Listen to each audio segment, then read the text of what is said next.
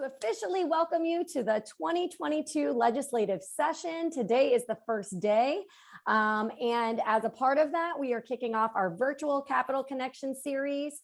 I am excited that we have our presenting sponsors back again this year with Advent Health, Polk State College, and Tampa Electric.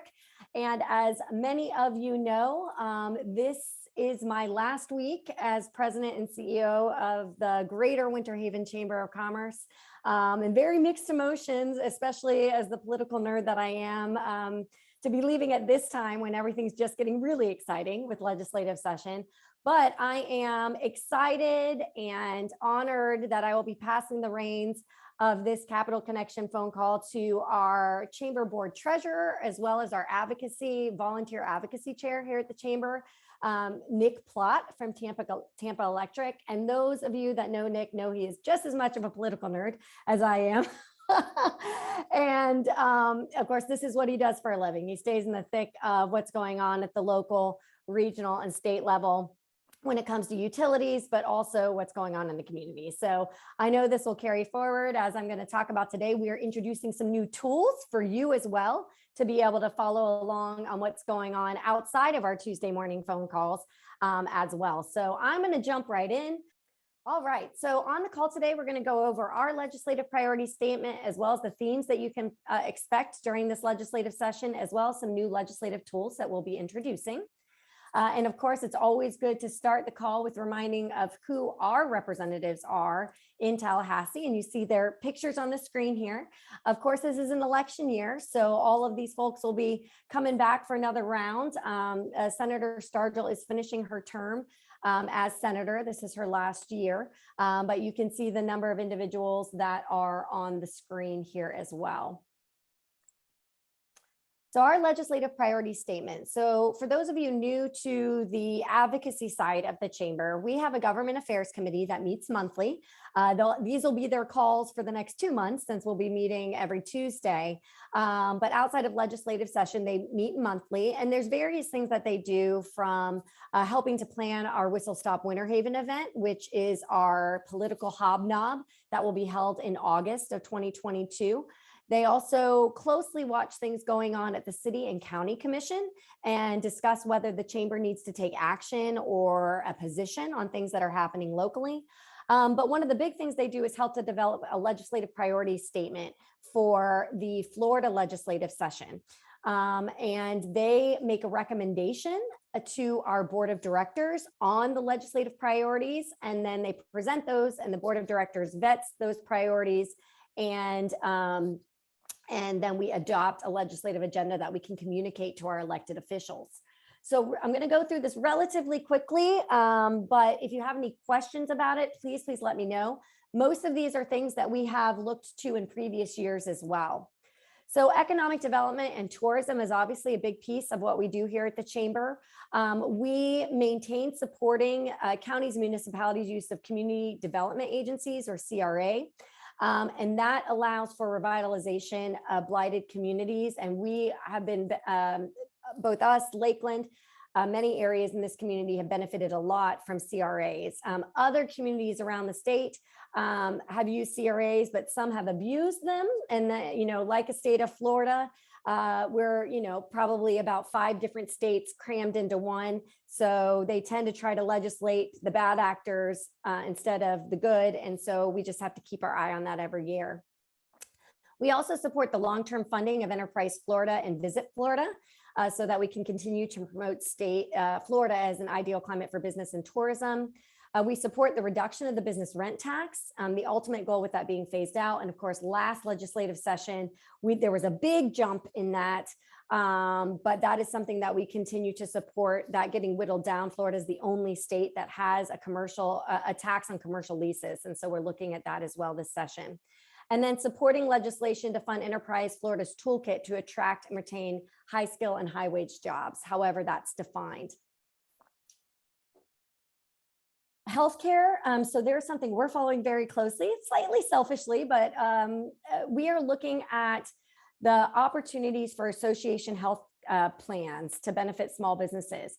One of the challenges that many of our small businesses have is going out on the open market to get healthcare.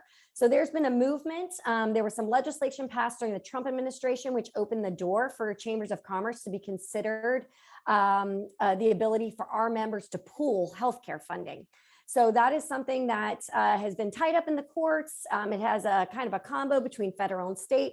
And so we are hoping to see some legislation push for the ability for a small business member to join the chamber, become a part of a larger pool for health insurance, and as a benefit of your chamber membership, be able to buy into a healthcare plan that's more affordable for that sole entrepreneur, that 2 to 10 employee entrepreneur.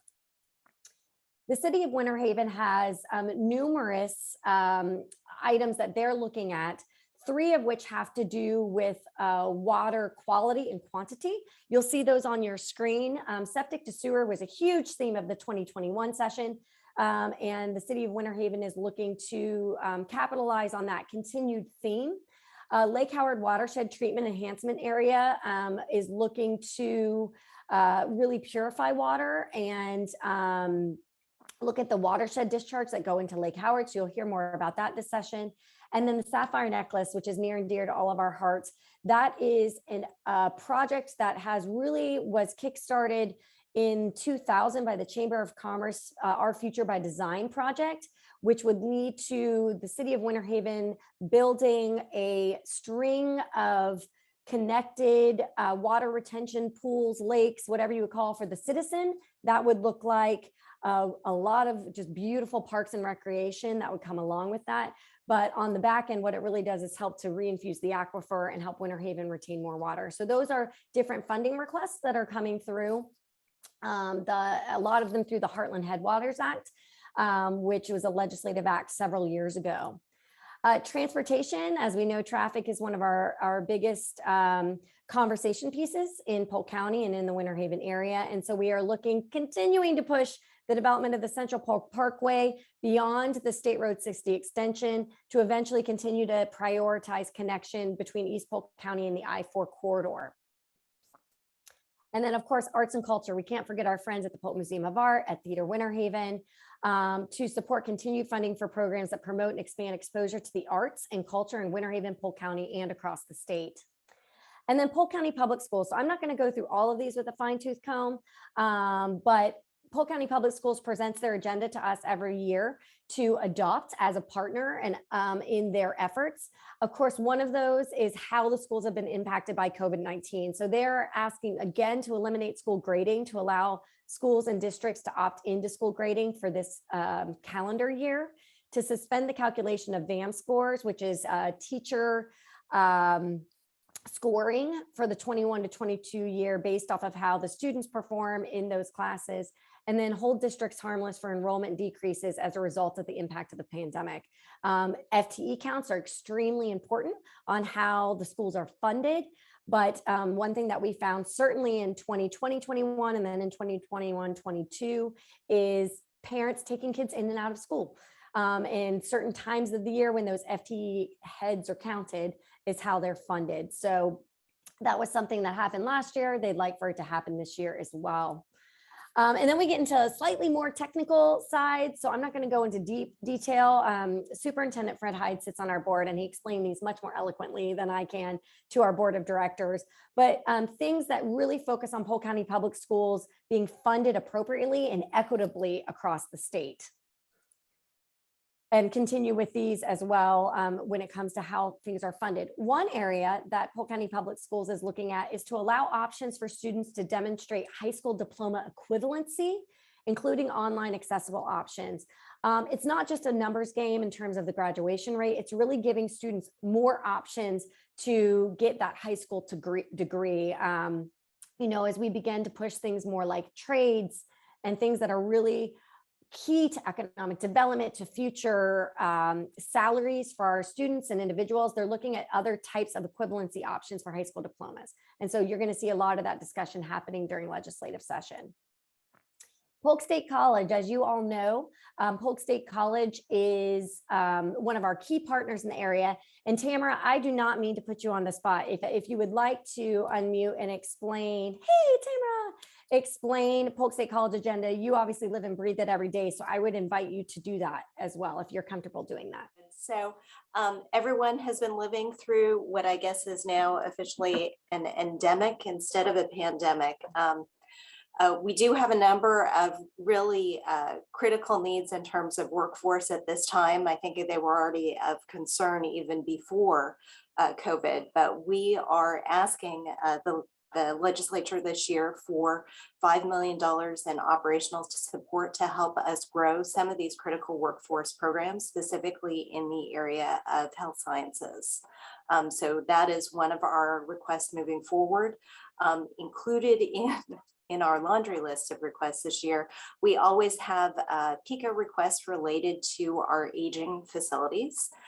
So this year we're asking for the balance of funds to complete renovations to Building 4 on the Winterhaven campus, which is the Winterhaven Fine Arts Building. We did receive a huge chunk of funds last year to renovate that building, but we are just looking for the last about $2.93 million to finish it out. I believe we're working through the selection process for the construction management firm, as well as for the architectural and engineering firms to help continue move those renovations forward. In addition, I don't know if there's there's the second slide. We are very interested in making sure that we fulfill our mission of providing access to affordable higher education. I almost said affordable housing, which is really scary. That too. But in this instance, it's affordable higher ed across the county for all of our residents. And we are, as you all know, one of the fastest growing areas in the county is in Northeast Polk, around Haines City, Davenport area. The college has had a piece of property out on US 27 for a number of years. We are making an aggressive push in the legislature to ask for the first phase of that funding, $13.8 million in PICO funds, for us to start to move some dirt around there and get that campus out of the ground. In terms of who we think it will serve, certainly it's in an ideal location to serve as perhaps a hub for health sciences, being right next to Advent Health, but we also are definitely aware that we have a lot of potential students in that area who could really benefit from the Associate in Arts degree, which is our fully transferable degree for folks to pursue further study in all sorts of areas. So that is a big focus of the college at the moment. Our last request is, again, aging facilities. As you all know, if you've been to the Winterhaven campus, Building 3 is in need of extensive renovation. Building 3 is actually our Winterhaven Sciences building. Fabulous building. I would describe it as vintage lab space. So that particular facility houses all of our science courses for anybody who is pursuing a STEM degree. Also, any of the science program or any of the science courses for students who are pursuing the Associate in Arts degree on the Winterhaven campus are offered out of that facility. So $16.7 million seems like a lot. It's actually less than us trying to tear it down and build a new one. So that is our final request for the session. Thanks so much, Katie. Thank you, Tamara. Appreciate it. And then, of course, our friends at Florida Poly also have a request for $3.5 million through the Universities of Distinction funding to become an engineering program of distinction. And you can see there their goals to continue to grow that program. So that's our legislative agenda. And those are things that we're kind of watching, that our partners are watching. And a little bit later, if you have things that you're watching, I'm going to talk to you a little bit about making sure that you get that information to me so we can add it to the bills that we're watching. So I thought it might be helpful to go through our legislative themes for this year. So there, as of last night, during the commission meeting, when I was looking at the list, 3,363 bills have been filed so far this session. So on average, between 200 and 300 bills will kind of make their way through the process to the governor's desk. So that just gives you a frame of reference. So when people see a bill filed now, you can't really be pants on fire about it yet because it has a long way to go. It's got even if it gets the light of day at a committee meeting, if it gets a committee meeting, it's typically got to go through 3. And then once it goes through that process, then it has to go to both houses, and then there's reconciliation, and then it goes to the governor. There's a long way to go. And there are a lot of bills filed, and some very interesting one files. I was clicking through last night, reading some of the additional bill summaries to bills I hadn't heard of yet. So what I thought is we go through some themes today. I talk about our tools, and then starting on next week's calls, we'll dive a little bit into where exact bills are in the process. So basically, there's 2 main things that they have to accomplish this year. They have to pass a budget, and redistricting is a big part. It's a every 10-year process. Yesterday, the Senate committees on redistricting met, and you know that Nick's a political nerd when he sends me screenshots of the maps that are coming forward out of yesterday's meeting. There are 4 drafts. I clicked through all of them. Polk County is relatively the same on all 4 of the drafts. There's little tweaks in North Florida and around the Tampa Bay area, but Polk County is pretty much the same when you look at those. So the Florida Senate, you'll see where Polk County is on the map there. You can kind of see Lakeland indicated there with 22 and 26. And then congressional districts, you look, basically all of Polk County is included in one congressional district. So there would be a changeover in, right now we have both Congressman Darren Soto and Congressman Scott Franklin. That would vary a little bit on the redrawing of these maps. So we're watching that closely. I believe the House is meeting this week as well. And the Senate has another meeting scheduled this week. Yesterday was kind of a, let's get our ducks in a row, see where we're at kind of meeting on that as well. Will be watched very closely in the media as well. It's obviously a very political conversation as we move forward. And so these are what those maps look like at this point. Budget themes. So there's nearly 100 billion in the budget this year. And some initial themes that we're seeing out of press conferences from Governor DeSantis. Teacher pay is obviously a huge discussion. It's a huge discussion locally every year with the school district, but obviously something that the governor has spoken about very plainly as a priority. He's also come out to talk about bonuses for first responders, which is a budget theme that you'll see, and then environmental issues. Last session, as I mentioned, septic to sewer was a big environmental issue. Shoring up our coastlines was a big environmental issue that came out of last session. You all might remember the trifecta bill where they took certain segments of the Sadowski Fund and money that traditionally went towards affordable housing, and they kind of split it up amongst different priorities. And then there was some further discussion around that bill to the end product. But those are some budget themes that we're looking at for this year. Of course, it's an election year. So they have the 2 things they have to do, which is the budget and which is redistricting. But then you layer on top of that, that it is an election year and pretty much everybody is up for election. So I played with the title of the slide a couple times. I said election issues, I said governor's issues, priorities, but I thought, you know what, let's just issues making the news. So these are the things that we are hearing about. And the reason I say that is because some of them have a minimal impact, but they make the news a lot, or they are just hot button national issues that are being brought down to Florida for conversation. And so the issues that you're hearing about a lot in the news are critical race theory in schools and workplaces. There's several bills related to this as to whether if you receive state funding, then you can't talk about critical race theory, quote, critical race theory in the workplaces if you receive state funding, things of that nature. They're looking at creating a separate state office. There's bills introduced to create a separate state office to investigate voter fraud in the state of Florida.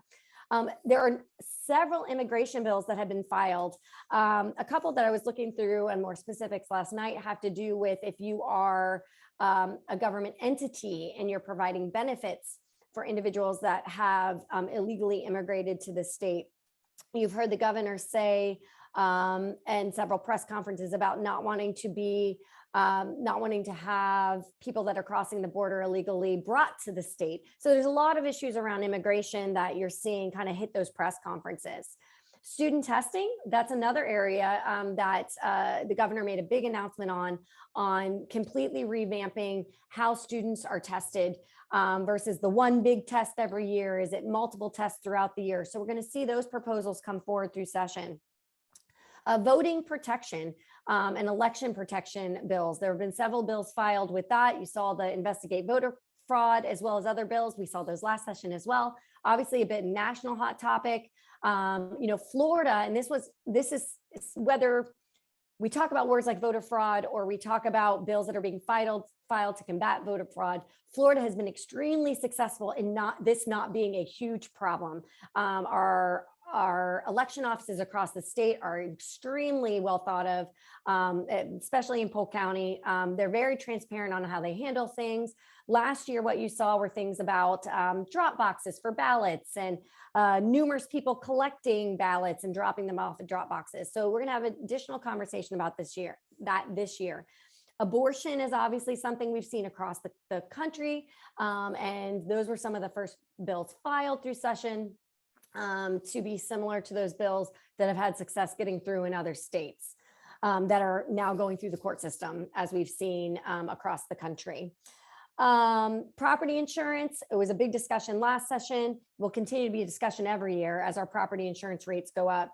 Healthcare from a budget perspective is a huge discussion, but also from a telehealth perspective. And this is something that is supported by a lot of our healthcare institutions to expand telehealth. There were some emergency orders that were put in during the pandemic to expand that access. Obviously, we all understand that.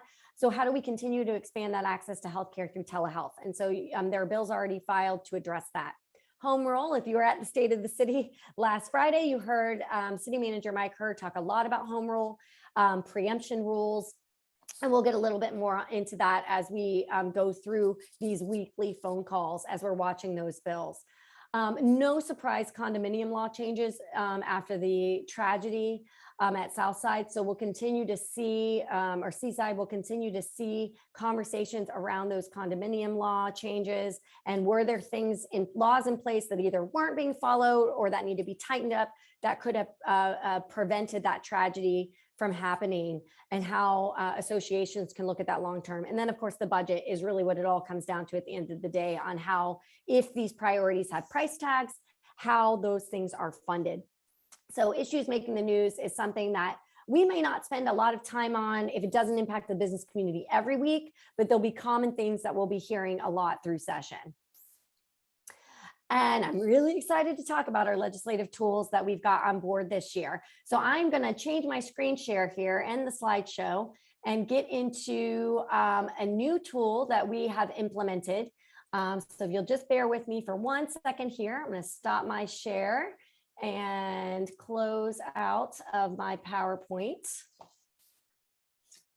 and pull up a brand new tool that we have implemented called Bill Track 50. And frankly, this has been something that I should have been doing all along because it would have made my life a lot easier over the last several years. But we have implemented a new tool called Bill Track 50. So this is a page on our website that I have built out, and there will be bills added to this over the course of this coming week. But if you go to winterhavenchamber.com, I'm going to add right on the homepage, you can click right in. That'll be up by the end of the day, but our 2022 legislative priorities page. And of course, you can access our legislative agenda. You can see what that is on the page. But you can also follow along on automatically updated the bills that we are watching. So if you look at the ones in relation to our legislative agenda, you can see ones related to affordable housing, workforce and training grants. Polk State College's requests are right here on this. And what's cool about this is you can see exactly where the bill is. So where it is being filed, what subcommittee it is in, so we can follow these things along. So unlike last year when I'd spend my Monday nights, because I'm a cool kid, going and clicking through all the bills, they'll all be updated. So Nick will have it at his fingertips where these bills are in session. Now, of course, the way I've got these widgets programmed, they're using keywords, they're using exact bill numbers. So every once in a while, you might say bill pop up before we can get to it to take it off. That is using economic development as a keyword, but it's for Key West. So we'll end up removing those out.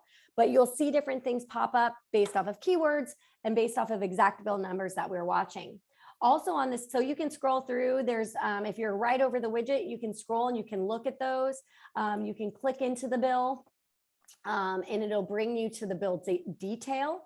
And so you can read about the bill, who's filed the bill, where it is, the last action on the bill, all that kind of stuff on the bill. So it really empowers you to also be watching what is happening at during legislative session outside of these phone calls.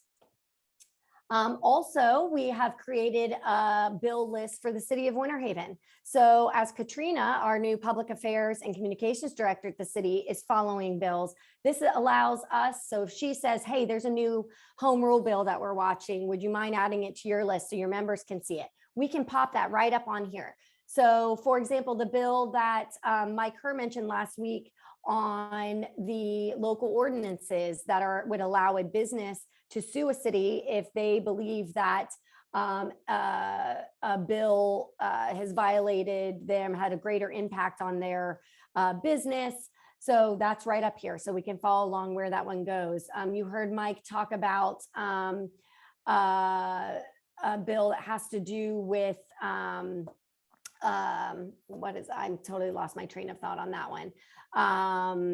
Utility rates. He talked a lot about utility rates last week and how the state legislature is trying to prescribe the monies that can be transferred in and out of the utility fund versus the general fund. So there's a bill about that. Also, there are bills regarding referendum on tourist development tax and how that's controlled here locally. So you'll see those things on the city agenda. You'll see them on the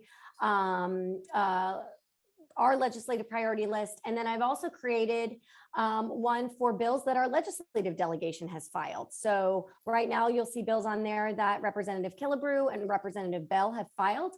Now they have signed on to a lot more bills than this. So there's the bills that they are sponsoring specifically, they filed. And then there's a lot of co-sponsored bills. So I removed the co-sponsored bills because that makes this list very, very long, but at least you can follow the ones that they have specifically filed. So for example, on that list as well, you can see the Lake Conine project, which is the recreation elements, which is an appropriations bill that the city of Winterhaven has requested. So you'll see that on both those lists.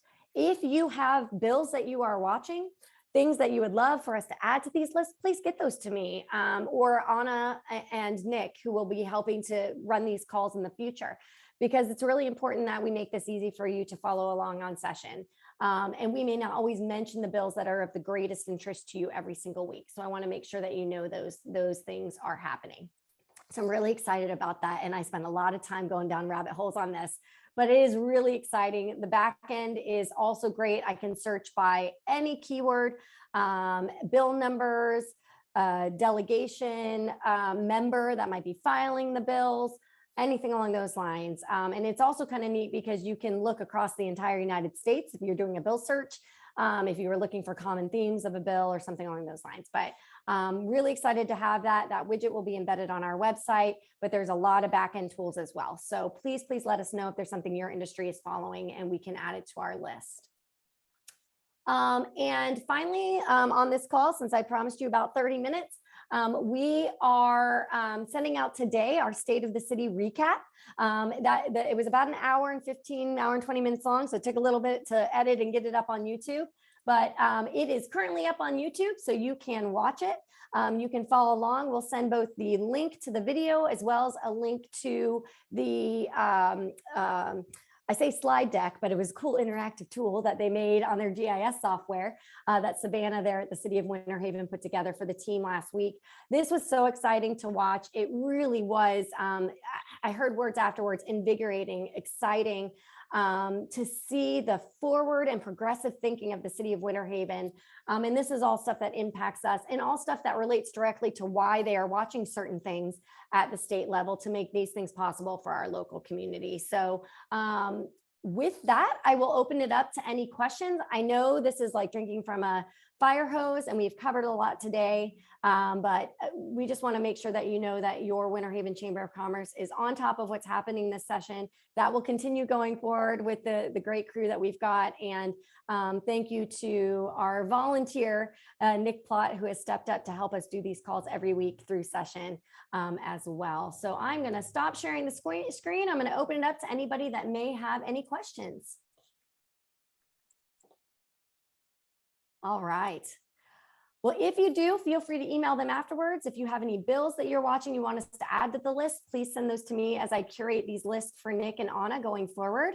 And I want to thank you all for being engaged. These will be recorded and put on our YouTube channel as well, and distributed to our membership every Monday morning. These calls will continue forward at 10 a.m. every Tuesday through session.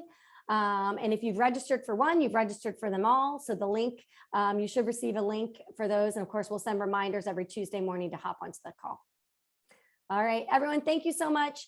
Thank you so much for your support of our Chamber of Commerce, and for me personally, because I'm going to get gushy. But thank you very much for your support going forward. And we appreciate you being investors in the Winterhaven Chamber. Have a fabulous Tuesday.